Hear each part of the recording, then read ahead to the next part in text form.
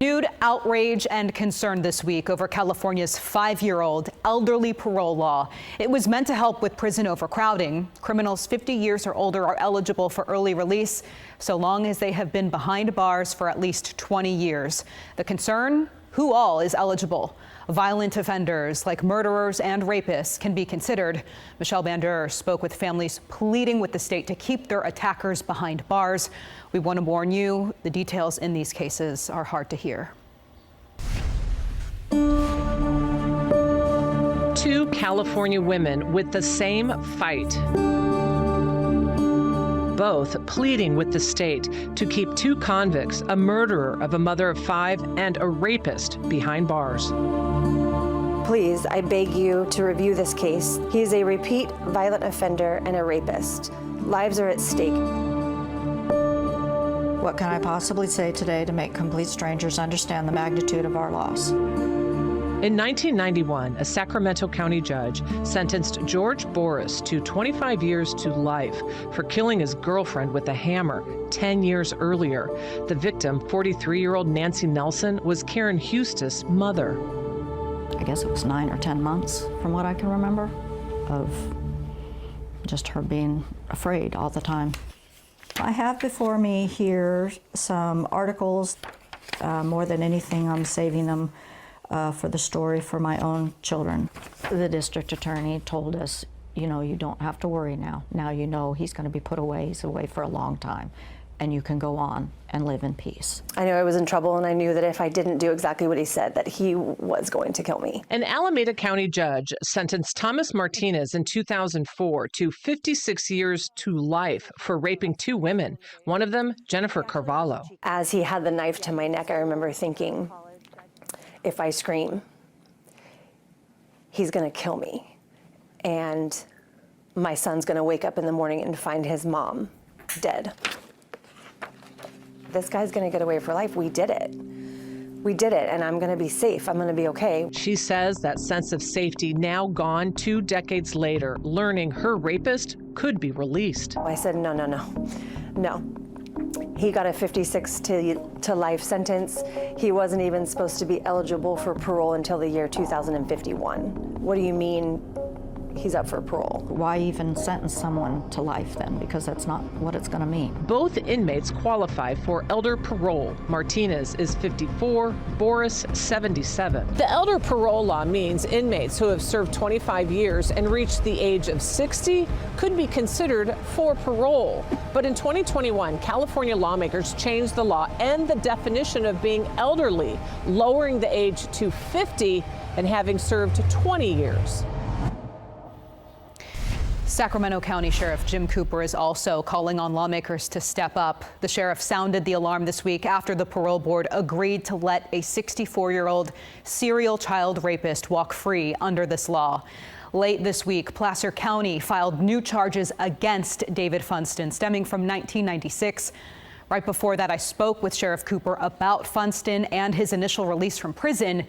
Details in these cases are also hard to hear. Here's part of my conversation with the sheriff.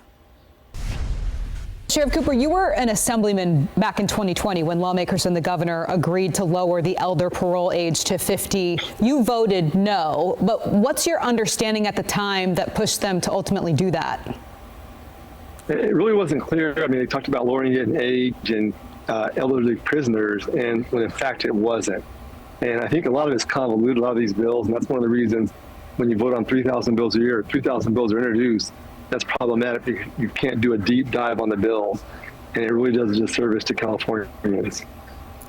Republicans are now calling on Governor Gavin Newsom to remove the parole commissioners who voted to release child rapist David Funston as a result of that elder parole law. I mean, is that what the governor should do? He's got to make the decision. I read the report. I read all the reports. There were 8 victims in Sacramento County, 7 boys and 1 girl. And when I read those reports, they were heart-wrenching. So I'm not really sure what they read. I'll be honest, what's their moral compass? And I'll read a couple of things to you. The 3-year-old girl abducted from the front of her aunt's house. This is the actual report. Took her to his home. He undressed her, took a bath with her, sexually assaulted her, threatened to kill her with a knife if she told anyone. Took her back to her house and again reiterated, if you told anyone, I'll kill you. This is a victim statement at 3 years old. Another girl in North Highlands in Sacramento kidnapped her, drove up in the car, offered her candy. When she went to take it, he pulled her into the car, drove her away, sexually assaulted her, tried to assault her again, and she refused. He punched her in the face, blooding her lip, and kicked her out of her car with no shoes on in Pollock Pines. That's 50 miles away from Sacramento. And those are just two of the cases. So the commissioners read the cases, they know what the offender's done, and they come to that conclusion on God's earth. How do you come to that conclusion? How is he safe? There are certain things you do where you don't get a second chance. And when it comes to children, all bets are off. The LA Times reported that those commissioners, though, said they did not believe Funston posed a significant danger anymore because of apparently the extensive self-help that he got, the therapy work he did, and the sex offender treatment classes that he completed in at least the 2 decades he spent in prison, plus the detailed plan he apparently has to avoid his repeated crimes. They also pointed to good behavior in prison. What's your response to that? His crimes are so egregious. For someone to do that, they actually go out and kidnap kids and take them and molest them. I didn't get into the details of these reports. They're very graphic. So, of course, you're spending 30 years in jail. You're going to play the game and go to class because it's good behavior. So everyone, for the most part, does that. They go and play the game in prison. They attend classes. They say the right thing. This is 8 kids and 1 in Colorado. I guarantee you there are more kids he did this to that we just don't know about, unreported. And you're willing to take a chance on that, he will say anything to get out of prison. He's been there, he wants his freedom. So it's really a game. I've been in law enforcement for 33 years and been around it for 40 years. I know what I'm talking about. He has an appetite for children. He displayed it, and he got caught. And that 3-year-old boy I read about, that he sexually assaulted also, I didn't read it, but the boy picked him out of a lineup. I'm sorry, a 4-year-old boy picked his photo out of a photographic lineup.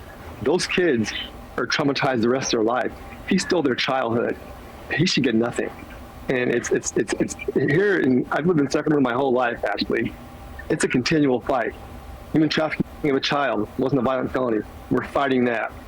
Mental health aversion. You can beat your kid to death and get your record expunged.